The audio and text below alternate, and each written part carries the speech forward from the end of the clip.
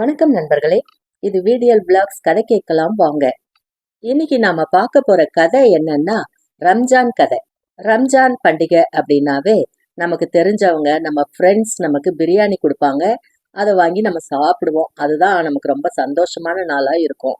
ரம்ஜான் பண்டிகை எதுக்காக கொண்டாடுறாங்க, அதோட வரலாறு என்ன, நோன்பு எதுக்காக இருக்கிறாங்க அப்படின்றத பத்தி எல்லாம் கொஞ்சம் தெரிஞ்சுக்கிட்டு அதுக்கப்புறம் நம்ம அந்த பிரியாணி சாப்பிடும்போது இன்னும் மகிழ்ச்சியா இருக்கும்.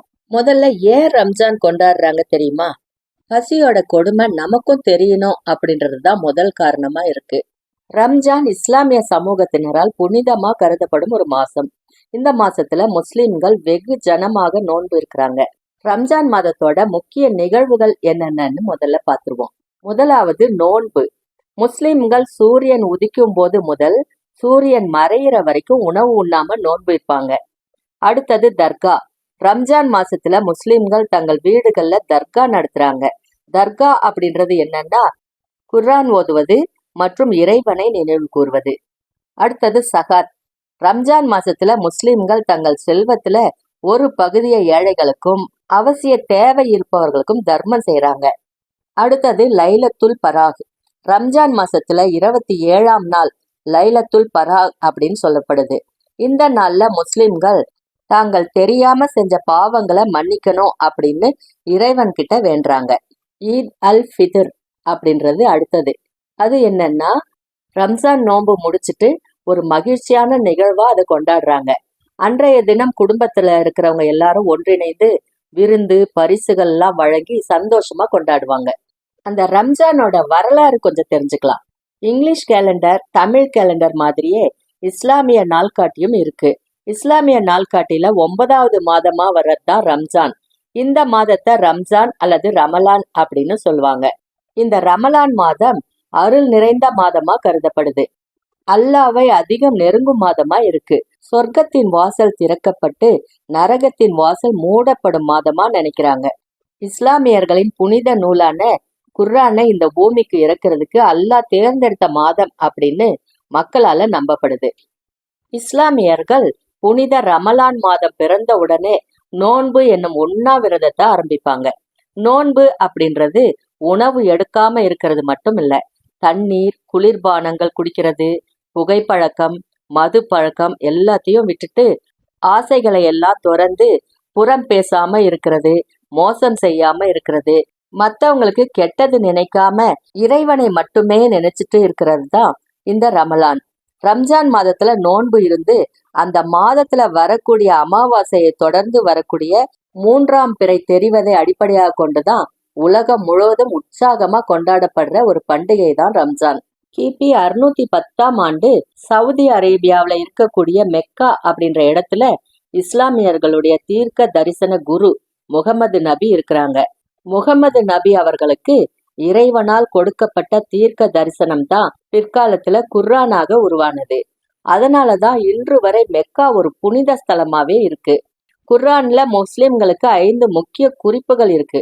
அதுதான் 5 பில்லர்ஸ் ஆஃப் இஸ்லாம் அப்படின்னு சொல்றாங்க. அது என்ன அப்படின்னா சஹாத், சலா, சஹத், ஹஜ்ஜி, ஃபாஸ்டிங். தமிழ்ல கலிமா, தொழுகை, நோன்பு, சஹாத், ஹஜ்ஜி அப்படின்னு அர்த்தம். கலிமா அப்படின்னா என்ன அர்த்தம் அப்படின்னா அல்லாவை தவிர வேறு இறைவன் இல்லை அப்படின்றதையும் முகமது நபி இறைவனின் தூதராக இருக்கிறார் அப்படின்றதையும் நம்புறத குறிக்கும். அடுத்தது தொழுகை. தொழுகை அப்படின்றது முஸ்லிம்களுடைய 5 மத கடமைகள்ல ஒண்ணு. வயது வந்த எல்லா முஸ்லிம்களும் தினமும் 5 முறை அல்லாவை தொழ வேண்டும் அப்படின்னு சொல்றாங்க. அடுத்தது நோன்பு. நோன்பு அப்படின்றது இஸ்லாமிய நாள்காட்டில 9வது மாதமா வரக்கூடிய ரமலான் மாதம். இந்த மாதம் முழுவதும் விரதம் இருக்கிறத குறிக்கும். அடுத்தது சகாத். சகாத் அப்படின்ற வார்த்தைக்கு வளர்ச்சி அடைதல், தூய்மைப்படுத்துதல் அப்படின்னு பொருள். கடைசியா ஹஜ்ஜி. ஹஜ்ஜி அப்படின்றது என்னன்னா இஸ்லாமியர்களுக்கான புனித யாத்திரையை குறிக்குது. இந்த 5 விஷயங்களையும் முஸ்லிம்கள் கண்டிப்பாக கடைபிடிக்கணும் அப்படின்னு சொல்லப்படுது. ரமலான் மாதத்தை தான் முஸ்லிம்கள் தவக்காலமா கடைபிடிச்சிட்டு வர்றாங்க. இந்த நோன்பு காலத்துலதான் சூரியன் உதயமாவதற்கு முன்னால சாப்பிடுவாங்க. சாயங்காலம் சூரியன் மறைஞ்சதுக்கு பின்னால உணவு எடுப்பாங்க. மனதையும் உடலையும் ரொம்பவே சுத்தமா வச்சுக்கணும் அப்படின்றத சொல்ற மாதம் தான் இந்த ரமலான் மாதம். தவ காலத்துல காலையில சாப்பிடுற உணவுக்கு பெயர் சுகுர். விரதம் முடிஞ்சு சாப்பிடுற உணவுக்கு பெயர் இஃப்தார் அப்படின்னு சொல்லுவாங்க. இஃப்தார் கஞ்சின்னு மசூதியில கூட கொடுப்பாங்க. இஃப்தார் அப்படின்னா பிரேக் த ஃபாஸ்டிங் அப்படின்னு அர்த்தம். இந்த விரதத்தை எல்லாரும் கடைபிடிக்கணுமா அப்படின்னு கேட்டா அப்படிலாம் இல்ல. நல்ல உடல் ஆரோக்கியமா இருக்கிறவங்க கடைபிடிக்கணும் கண்டிப்பா. ஆனா வயசானவங்க, உடல் ஆரோக்கியம் இல்லாதவங்க மாதிரி சிலர் விரதத்தை ஃபாலோ பண்ணணும்னு அவசியம் இல்லை. அதுக்கு பதிலா யாருக்காவது உணவு தானம் செய்யலாம். வறுமையில வாடுறவங்களுக்கு இல்ல ஏழ்மையில இருக்கிறவங்களுக்கு உதவி பண்ணலாம் அப்படின்னு ஒரு விதி இருக்கு. பொதுவா நோன்பு இருந்து நோன்பு முடிக்கும் போது எந்த விதமான உணவு பழக்கங்கள் இருக்கும் அதை பத்தி பார்க்கலாம். ஒவ்வொரு ரம்ஜான் பண்டிகை கொண்டாடும் போதும் பிரியாணிய நெய்பர்ஸ்க்கும் ஃப்ரெண்ட்ஸ்க்கும் ஷேர் பண்ணுவாங்க. ஆனா நோன்பு இருக்கிற காலகட்டத்துல அவங்க யாருமே இஃப்தாரின் போது பிரியாணி உணவுல எடுத்துக்கிறது இல்லை.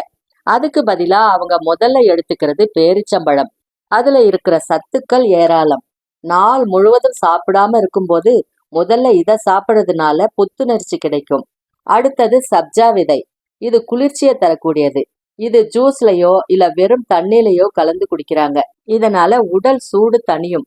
அடுத்ததா ஹலீம் மற்றும் நோன்பு கஞ்சி. எல்லா நாட்டிலையும் ஃபாலோ பண்ற ஒரே உணவு. அரிசியோட மீட் சேர்த்து செய்யற உணவு தான் இது. அடுத்ததா இனிப்பு வகைகள். இனிப்பு இல்லாம ஒரு சாப்பாடு நிறைவா இருக்காது. உலகத்துல எவ்வளவு பேர் சாப்பாடு இல்லாம கஷ்டப்படுறாங்க. அந்த உணர்வுகளை புரிஞ்சுக்கிறதுக்காகவும் அப்படி வறுமையில இருக்கிறவங்களுக்கு உணவு வாங்கி கொடுத்து அவங்களோட பசிய போக்கணும் அப்படின்றதுக்காகவும் தான் இந்த ரம்ஜான் பண்டிகை கொண்டாடப்படுது. நண்பர்களே, இவ்வளவு நாளும் ரம்ஜான் அப்படின்னாவே பிரியாணி மட்டும்தான் நம்ம மனசுக்குள்ள வரும். அடுத்தது நோன்பு கஞ்சி, அது மட்டும்தான் நமக்கு தெரியும். அந்த ரம்ஜான் மாதம் அப்படின்றது ஒரு புனிதமான மாதம். அது தவ காலம் அப்படின்றத பத்தியும் இந்த பதிவுல நம்ம தெரிஞ்சுக்கிட்டோம் அப்படின்னு நினைக்கிறேன். அடுத்து ஒரு நல்ல பதிவோட உங்களை சந்திக்கிறேன். அது வரைக்கும் உங்களிடமிருந்து நன்றி கூறி விடைபெறுவது விடிஎல் விளாக்ஸ் விடிஎல். நன்றி, வணக்கம்.